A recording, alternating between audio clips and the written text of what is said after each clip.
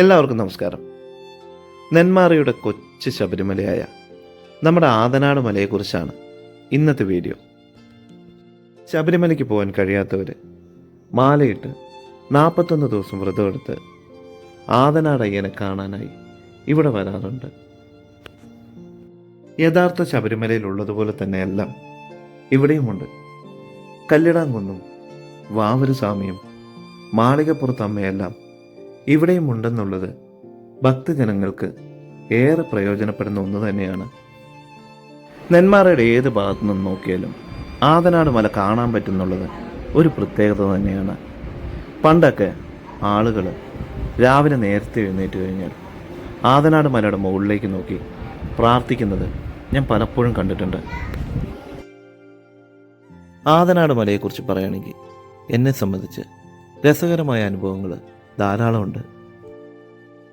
അവധിക്കാലമായ എപ്പോഴും തറവാട്ടിലേക്ക് പോകുന്നൊരു പതിവുണ്ട്. ഒരിക്കൽ തറവാടിൻ്റെ ബാക്കിലുള്ള അലക്കുകലിൻ്റെ അടുത്ത് കളിച്ചുകൊണ്ടിരിക്കുമ്പോൾ ആതനാട് മലയുടെ മുകളിൽ ഒരു ലൈറ്റ് പ്രകാശിക്കുന്നത് കണ്ടു. അപ്പോഴാണ് ഞാൻ ഈ മല മുകളിലേക്ക് ശരിക്കും ശ്രദ്ധിക്കുന്നത്.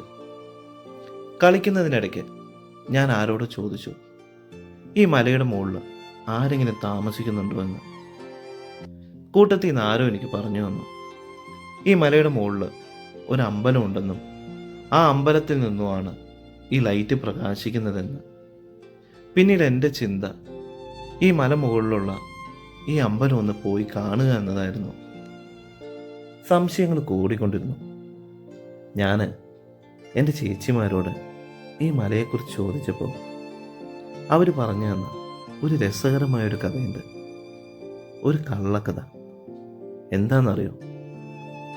ആതനാട് മലയുടെ മുകളിൽ ഒരു ഗുഹയുണ്ടെന്നും ആ ഗുഹയിൽ ആലിബാബയും കള്ളന്മാരും വന്ന് താമസിച്ചിരുന്നുവെന്നും. എൻ്റെ സംശയങ്ങൾ വീണ്ടും കൂടിക്കൊണ്ടിരുന്നു. ഞാൻ വീണ്ടും അവരോട് ചോദിച്ചു, ആലിബാബയും 48 കള്ളന്മാരും ഇവിടെ വന്ന് താമസിച്ചിരുന്നുവെന്ന്.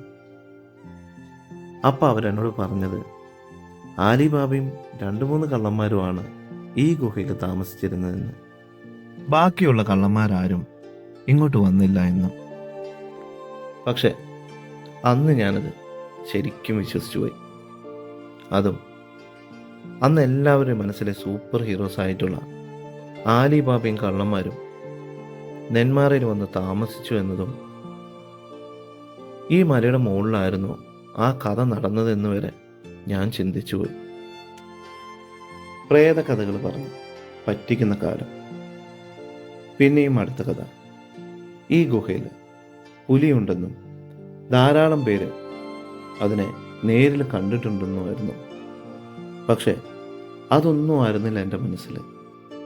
കഥകളിൽ കേട്ടിട്ടുണ്ടായിരുന്ന ആലിബാബയും കള്ളന്മാരിനെ കുറിച്ച് തന്നെയായിരുന്നു.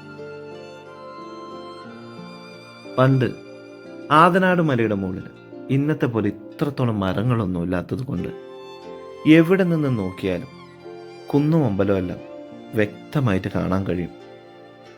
അതും അമ്പലത്തിലെ പാട്ട് ദിവസം ജനങ്ങളിങ്ങനെ വരിവരിയായി നടന്നു കയറുന്നത് താഴെ ദൂരെ നിന്നും കാണുമ്പോൾ മലമുകളിൽ മനുഷ്യരാൽ തീർത്തൊരു വേലി പോലെ തോന്നിപ്പോവും.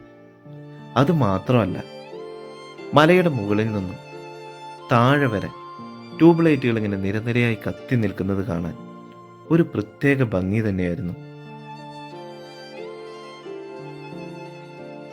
രാത്രിയായി മലയുടെ മുകളിൽ നിന്ന് കേൾക്കുന്ന പാട്ട് കാറ്റിനനുസരിച്ച് ശബ്ദം കൂടിയും കുറഞ്ഞെല്ലാം കേൾക്കാം. ഒരു പ്രത്യേക വൈബ് തന്നെയാണ്. അതും ഡിസംബർ മാസത്തിലെ തണുപ്പും കാറ്റും. അതുപോലെ തന്നെ എല്ലാ വീടുകളിലും നക്ഷത്രങ്ങളും വെളിച്ചവും. ഒരു സുന്ദരമായ ദിവസം തന്നെയാണ്. ഈ പാട്ടെല്ലാം കേട്ട് രാത്രി പള്ളിയിലേക്ക് പോകുന്നൊരു ഫീലുണ്ടല്ലോ, പറഞ്ഞറിയിക്കാൻ പറ്റാത്ത ഒരു സുന്ദരമായൊരു അനുഭവം തന്നെയാണ്. ആതനാട് മലയിലെ അയ്യപ്പ ക്ഷേത്രത്തിൻ്റെ സ്ഥാപകനായി അറിയപ്പെടുന്ന സ്വാമിയെ നാട്ടുകാർ സ്നേഹപൂർവ്വം വിളിച്ചിരുന്നത് ഗുരുസ്വാമി എന്നാണ്. അയ്യപ്പസ്വാമിയുടെ കടുത്ത ഭക്തനായ അദ്ദേഹത്തിന് സ്വപ്നത്തിൽ ഒരു ദർശനമുണ്ടായി. ആതനാട് മലയുടെ മുകളിൽ അയ്യപ്പസ്വാമിക്കായി ഒരു ക്ഷേത്രം നിർമ്മിക്കണമെന്ന്. അദ്ദേഹം മാത്രം വിചാരിച്ചാൽ ഒരു ക്ഷേത്രം നിർമ്മിക്കാൻ പറ്റുമോ? ഇല്ല. പക്ഷേ അദ്ദേഹത്തിൻ്റെ സ്വപ്നം യാഥാർത്ഥ്യമാക്കാൻ വേണ്ടി ആ കാലത്ത് ഈ മലയും കാടെല്ലാം കയറി ഇന്ന് അമ്പലമിരിക്കുന്നിടത്ത് അയ്യപ്പസ്വാമിയെ മനസ്സുകൊണ്ട് പ്രതിഷ്ഠിച്ച് പൂജകൾ അർപ്പിക്കാൻ തുടങ്ങി. അതുമാത്രമല്ല, എല്ലാ ഞായറാഴ്ചകളിലും മല കയറി പൂജ ചെയ്യുന്ന സ്ഥലവും പരിസരവുമെല്ലാം ചെത്തി വൃത്തിയാക്കുമെന്നായിരുന്നു പഴമക്കാർ പറഞ്ഞിട്ടുള്ള കേട്ടറിവ്. നമ്മൾ എന്തെങ്കിലും ചിന്തിച്ചു കഴിഞ്ഞാൽ അത് നടക്കണമെന്നുണ്ടെങ്കിൽ ദൈവനിശ്ചയം കൂടി ഉണ്ടാവണം എന്നല്ലേ? ഇവിടെ അയ്യപ്പസ്വാമിയുടെ നിശ്ചയം തന്നെയായിരിക്കും. അതുകൊണ്ടാണ് അദ്ദേഹം സ്വപ്നം കണ്ടത് ഇന്ന് യാഥാർത്ഥ്യമായി നമ്മുടെ മുമ്പിൽ നിലകൊള്ളുന്നത്. അന്ന് കാലത്ത് ഈ മലയടിവാരത്തുള്ള ഭൂരിപക്ഷം ആളുകളുടെയും തൊഴിലെന്നത് കൃഷിയും കന്നുകാലികളെ വളർത്തലുമാണ്. ബഹുഭൂരിപക്ഷം ആളുകളുടെ വീടുകളിലും ആടുകളുണ്ടായിരുന്നു. മലയടിവാരം മുഴുവനും കൃഷിയായതുകൊണ്ട് ആടുകളെയും മറ്റു കന്നുകാലികളെയും മേയ്ക്കുന്നതിനായി ഈ മലയുടെ മുകളിലേക്കായിരുന്നു കൊണ്ടുപോയിരുന്നത്. ഒരു പക്ഷേ ആടുകൾ മേയുന്ന മലയായതുകൊണ്ടായിരിക്കാം ഈ മലയെ ആതനാട് മല എന്ന് വിളിച്ചിട്ടുണ്ടാവുക. അറിയില്ല, എല്ലാം എൻ്റെ ഊഹങ്ങൾ മാത്രമാണ്. മലയുടെ മുകളിൽ നിന്ന് നമ്മുടെ നെന്മാറ കാണാൻ നല്ല ഭംഗിയാണ്. അപ്പോൾ ഇന്നത്തെ വീഡിയോ ഞാനിവിടെ അവസാനിപ്പിക്കുന്നു. ഈ വീഡിയോ ഇഷ്ടമായിരുന്നെങ്കിൽ ലൈക്ക് ചെയ്യുക, സബ്സ്ക്രൈബ് ചെയ്യുക, മറ്റുള്ളവർക്കായിട്ട് ഷെയർ ചെയ്യുക. Thank you.